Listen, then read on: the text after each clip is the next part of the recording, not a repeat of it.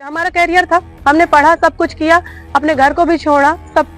अब last option सिर्फ एक है कि कोई नहीं सुन रहा। अभी अब देख ही रहे हैं कि हम आए हैं एसपी ऑफिस में हमारा आवेदन लेके घूम रहे हैं, लेकिन नहीं दे रहे हैं कि हम जाए डायरेक्ट मिल लें सर। बोला जा रहा है कि आप प्रकरण कुछ बना रही हैं, ऐसे कर। हमारे पास कुछ ऑप्शन नहीं बचा, हमारे पास सिर्फ और सिर्फ अब मौत के अलावा कुछ नहीं बचा। अब वही सुनेगा, और जब वो सुनेगा तो सब सुनेंगे। जिस दिन एक लड़की, एक छात्रा मरती है, तब ये एसपी ऑफिस, कलेक्टर ऑफिस, मंत्री सब सुनने लगते हैं, लेकिन अपने मुंह से अगर बताने आई है तो कोई नहीं सुनेगा, कोई भी नहीं सुनेगा। से मिलने नहीं दिया है। अभी नहीं मिलने दिया गया, सीधा सीधा बोल रहे हैं कि आप प्रकरण कुछ बना रहे हैं, जमीनी विवाद कुछ और है।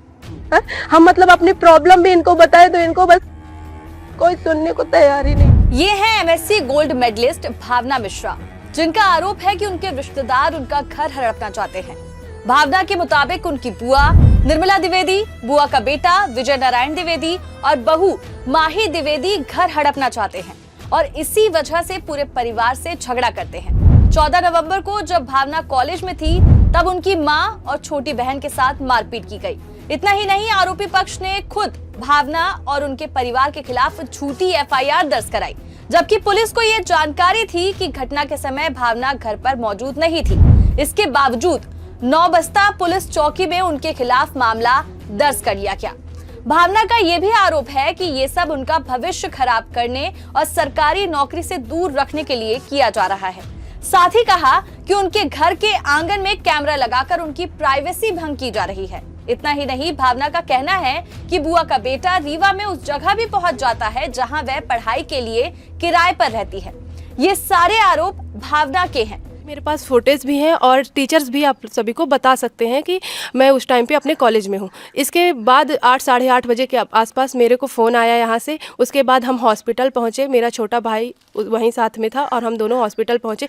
इस हालत इतनी ज़्यादा नाजुक हो चुकी थी मेरी बहन की, लेकिन यहाँ पे फंसाने के लिए, हम सबके नाम पे झूठी एफआईआर करने के लिए इतना झूठा आरोप लगाया गया। ऊपर से मेरा नाम भी उसमें इन्वॉल्व कर दिया गया। अब बताइए, मेरा नाम जब इन्वॉल्व कर दिया और मेरा फ्यूचर इतना मतलब किसी तरह से पढ़ा लिखा के मेरे माता पिता इतनी बुरी हालत में भी पढ़ाए लिखाए वहाँ तक पहुँचाए, और आज हमारे नाम पे एफआईआर हो गया तो हम आगे करें क्या? फैमिली बैकग्राउंड इतना अच्छा नहीं है कि हम बिजनेसमैन बन जाएंगे। हमें भी सरकारी नौकरी की ही आवश्यकता है, उसके लिए हम इतनी मेहनत कर रहे हैं। और अगर एक एफआईआर किसी इंसान के ऊपर लग जा रही है तो उसके नौकरी पर कितनी बड़ी बाधा आ रही है। और पुलिस कर्मचारी कैसे हैं कि मतलब बिना जाँच बिना विवेचना के आप किसी के भी ऊपर एफआईआर कर दोगे, कि झूठी एफआईआर डलवाना चाहते हैं। उनको आप नहीं देख रहे, इतने सालों से लगे हुए हैं किसी तरह इन लोगों के ऊपर झूठी एफआईआर हो जाए।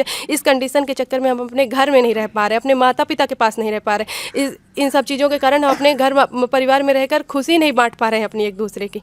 हम बाहर सारी शिकायत किए, यहाँ चौकी में कई सारे आवेदन दिए, चुरहटा थाने में कई सारे एफआईआर मतलब वो आवेदन दिए, बट कोई भी एफआईआर नहीं हो। उस इंसान के खिलाफ कोई भी कार्रवाई नहीं की। वो इंसान इतना घटिया इंसान है कि बताने में भी शर्म आती है। कहने को तो बुआ का लड़का है, भाई है, बट जहाँ भी रूम लेके रहते हैं उतनी भद्दी भद्दी गालियाँ देने पहुँच जाता है दोस्तों यारों के साथ। अपने इतनी बुरी कंडीशन करके रखा है, उसके बावजूद हम किसी तरह से दबदबा के छुप छुपा के पढ़ने की कोशिश कर रहे थे कि कहीं पे भी हमारे ऊपर लांछन न लगे, क्योंकि हम तो लड़की हैं। लड़कों को तो जो मन किया कर गया, बोल गए, लेकिन हम लोग अगर आवाज़ भी उठाते हैं तो हमको ही दबाया जाएगा। इस वजह से हम चुपचाप सहते रहे। कहीं भी ये रास्ता हमारा यहाँ से 7-8 किलोमीटर जाने पे हम लोग को ऑटो मिलती है। किसी तरह अगर पैदल जाओगे तो वो इंसान गाड़ी लेके सारे दोस्तों के साथ छेड़छाड़ करता रहा।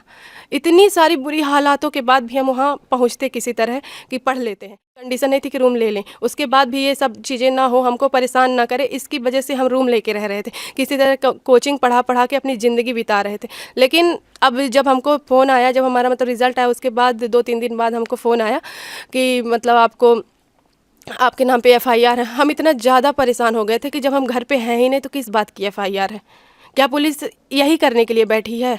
न्याय किस तरह से कर रही है वो? जन सुनवाई में 3 से 4 दिन गई। मैम ये बोली कि आपके मतलब वहाँ पे एसपी ऑफिस में हम इस चीज़ के लिए खबर दे देंगे। वो फ़ोन भी लगाई, लेकिन एसपी ऑफिस जाने के बाद कुछ भी नहीं हुआ। आज तक इतने दिनों से हम भटक रहे थे, बट अभी तक कोई कार्रवाई नहीं समझ में आ रही। फिलहाल वो पुलिस प्रशासन से मदद की गुहार लगा रही है।